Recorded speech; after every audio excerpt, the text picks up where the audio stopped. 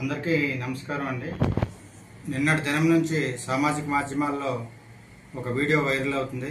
ఆ వీడియోని పరిశీలిస్తే అది అనకాపల్లి మండలం పిసినకాడ గ్రామంలో ఉన్న శివాలయం వద్ద ఇద్దరు వ్యక్తులు వికృత చేష్టలతో హిందువుల మనోభావాలు దెబ్బతిన్న విధంగా ఉన్నటువంటి ఒక వీడియోని వైరల్ చేస్తున్నారు.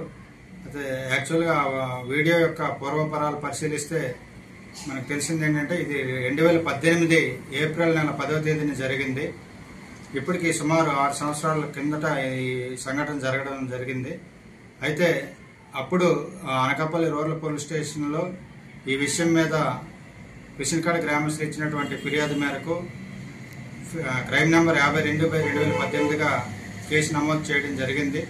కేసు నమోదు చేసి దర్యాప్తులో భాగంగా ఇద్దరు బాల నేరస్తుల్ని అదుపులోకి తీసుకొని జువెనైల్ కోర్టు ద్వారా వాళ్ళని జువెనైల్ హోమ్ కూడా తరలించడం జరిగింది.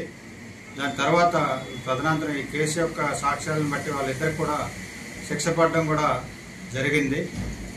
అయితే అవి వాస్తవాలు తెలుసుకోకుండా చాలామంది ఈ యొక్క వీడియోని ప్రస్తుతం జరిగినటువంటి సంఘటనగా భావిస్తున్నట్లుగా అందరూ కూడా మా సామాజిక మాధ్యమాల్లో షేర్ చేస్తున్నారు.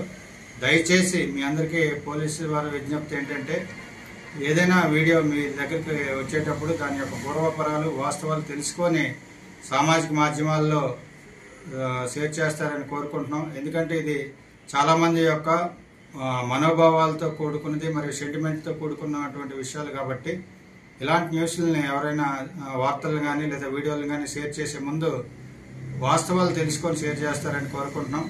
ఇలా అవాస్తవాలను షేర్ చేసే వాళ్ళ మీద క్రియేట్ చేసే వాళ్ళ మీద పోలీసు వారు నిరంతరం నిఘా ఏర్పాటు చేయడం జరిగింది. వారి మీద తగిన చట్టరీత్యమైన చర్యలు కూడా తీసుకోబడతాయని తెలియజేస్తున్నాం. Thank you.